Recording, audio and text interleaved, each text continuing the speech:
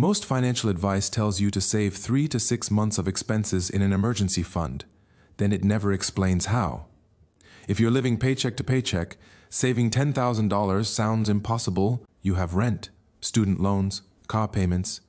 There's nothing left to save. But here's the reality.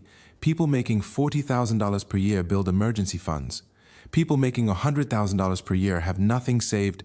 Income isn't the problem. System is the problem. This video breaks down the exact strategy to save $10,000 in 12 months, even if you think you can't afford to save anything. An emergency fund isn't for buying a new laptop or going on vacation. It's for genuine emergencies.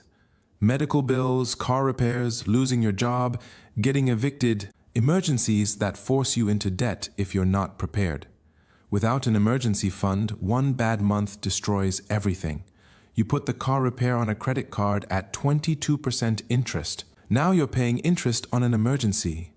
The emergency fund prevents this. It's the buffer between you and financial disaster. $10,000 divided by 12 months equals $833 per month. That sounds brutal. Most people stop here. But you don't need to save $833 every single month. Some months you'll save more, some less.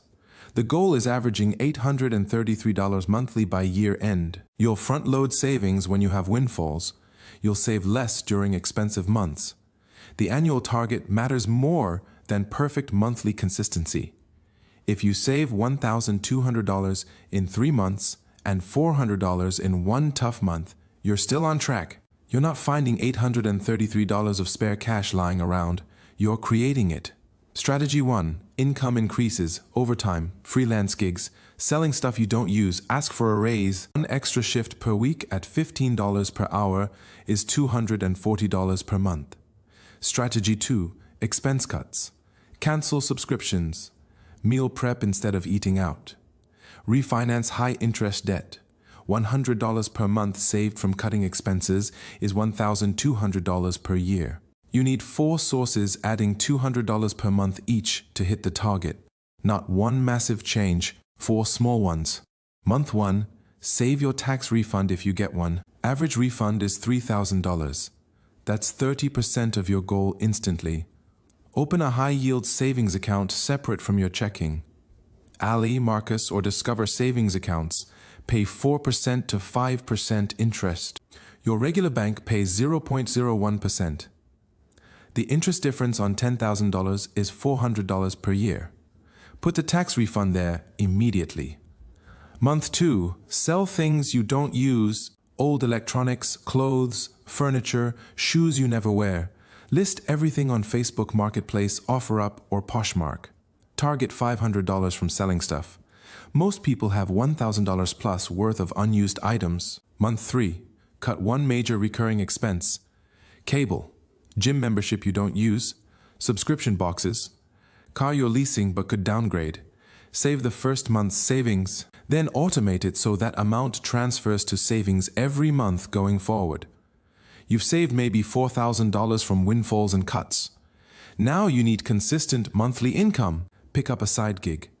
Freelance writing, Uber Lyft, tutoring, dog walking, anything that adds $400 to $600 per month. Put 100% of side gig income into the emergency fund. Don't touch it. Your main job covers expenses. Side income builds the fund. 3 months of $500 per month side income is $1,500. You're now at $5,500 total. Halfway there. Negotiate bills. Call your car insurance, internet provider, phone company. Say you're switching unless they lower your rate. Most will discount 10% to 20% to keep you. That's $50 to $100 per month saved. Refinance high-interest debt.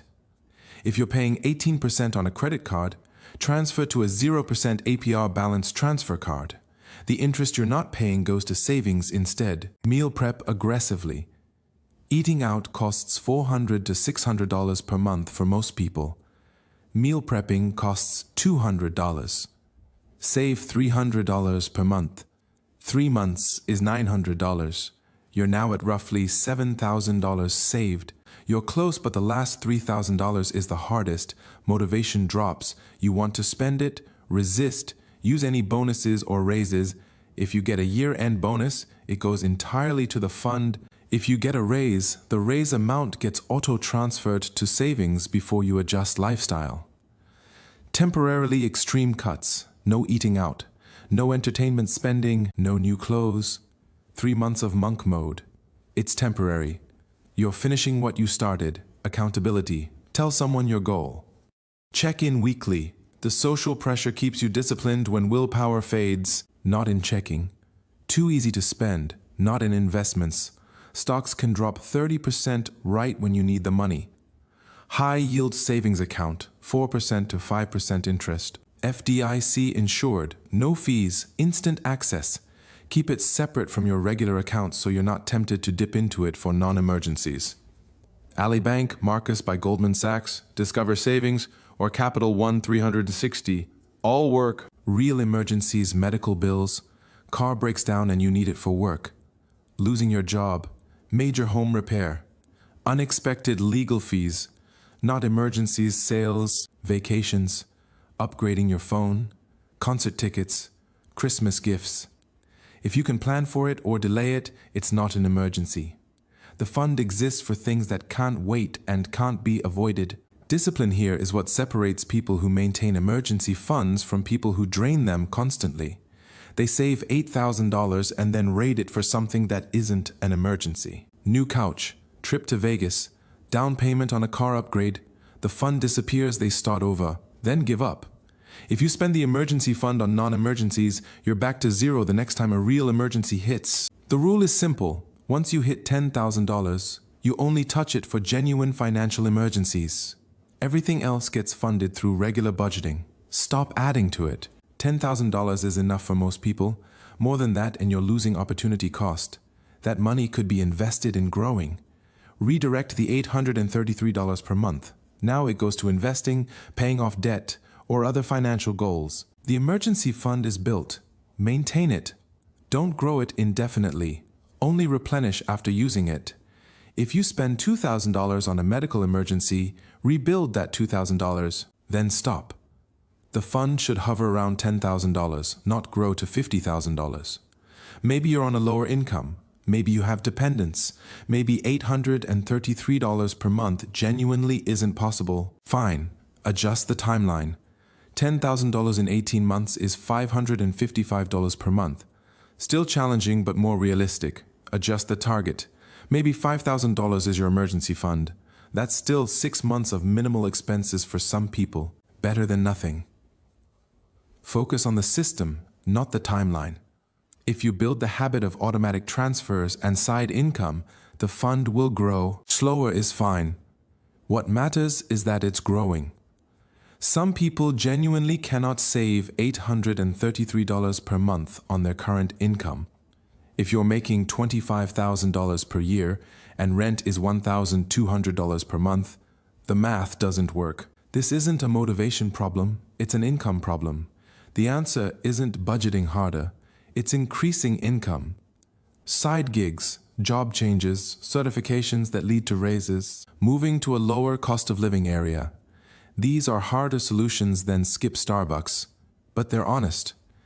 If your income can't cover expenses plus savings, you need more income. You get a raise. Instead of saving the raise, you upgrade your apartment. Lease a nicer car. Eat out more. Your income went up, but your savings stayed flat. This is lifestyle creep, and it's why high earners have no emergency funds. The rule, when income increases, savings increase first. Lock in the higher savings rate, then decide if you want to upgrade lifestyle. Most people do it backwards. Manual saving fails. You have to remember. You have to choose. You'll skip months. Automate everything. Set up automatic transfers from checking to savings on payday. $200 every paycheck. You never see it. You can't spend it. It's gone before you're tempted. After 3 months, you won't even notice. Your lifestyle adjusts to the lower amount in checking. Automation removes willpower from the equation. Watching the balance increase is motivating. $1,000 like progress, $5,000. Each milestone feels like progress. Some people track it in a spreadsheet. Some check the account weekly. Find what motivates you. The emotional reward of seeing the number climb keeps you going when cutting expenses feels painful. This is why the separate account matters. You see the fund growing isolated from everything else. Should you save an emergency fund or pay off debt first? If debt is high interest, credit cards at 20% pay minimums. Build a small emergency fund, $1,000 to $2,000. Then attack the debt. Then build the full fund. If debt is moderate interest, student loans at 5% to 7%, build the emergency fund and pay debt simultaneously. $400 to savings, $400 to extra debt payments. If debt is low interest, mortgage at 3%, build the full emergency fund first. The debt can wait. An emergency fund reduces stress. You sleep better knowing one bad month won't destroy you. You negotiate better. You can walk away from a bad job because you have runway. You make better financial decisions because you're not desperate. The fund isn't just money, it's options. Freedom, leverage. Most people underestimate the psychological value until they have it. 12 months is aggressive. Most people take 18 to 24 months to save $10,000. That's fine. The point isn't speed, it's direction. If you're saving $300 per month consistently, you'll have $10,000 in 33 months. Not as fast as the title promises, but you'll still have $10,000, which is more than 60% of Americans have saved. Slow progress beats no progress. You're 6 months in. Saved $5,000. Your car breaks down. Repair costs $2,000. Do you use the emergency fund? Yes, that's exactly what it's for. You're left with $3,000. Now you rebuild to $10,000. It takes longer. But the fund did its job. It prevented you from going into debt. That's the whole point. Building $10,000 from zero is hard. It requires discipline, sacrifice, delayed gratification. Most people won't do it. They'll start, hit $2,000, spend it on something dumb, give up. If you finish, you're in the minority. You've built a skill most people never develop. The ability to prioritize future security over present comfort. That skill compounds.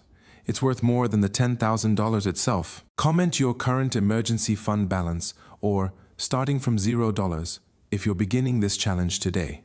Next video, I'm breaking down high-yield savings accounts, which ones actually pay the best rates, and how to avoid the ones that bait and switch you after 3 months. Subscribe to CashStack. Most people start behind. You have YouTube,